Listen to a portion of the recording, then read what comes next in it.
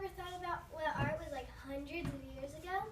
Do you have a favorite artist? How do you express yourself?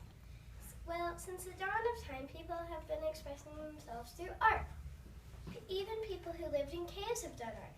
They used blood or berries to paint. The cave walls were their canvas. When people started settling down instead of being nomads, they started to make bigger, more permanent works of art. The first large stone and clay statues came from West Asia and Egypt. There have been many different amazing artists throughout time, such as Pablo Picasso, Vincent van Gogh, Leonardo da Vinci, and even the Prince of Pop. I didn't mean Michael Jackson, I mean Andy Warhol.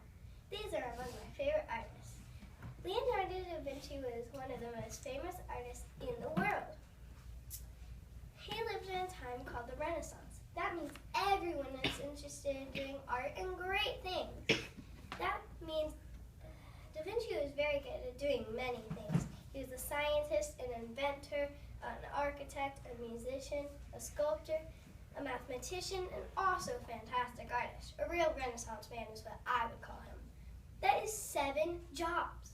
He painted the Mona Lisa, which at the time was valued at $100 million. Think what it must be worth now. He also painted The Last Supper. Vincent van Gogh is another famous artist. Van Gogh is a post-impressionist artist. He liked the technique pointillism, where he used small dots that blended into rich colors. In 1888, rumor has it that he had mental problems and then cut off his ear. He was treated in a mental hospital in 1889. Sadly, 1 year later, he shot himself in the chest. He died only 2 days later. Only after his death did Van Gogh become famous. He didn't sell one painting while he was alive.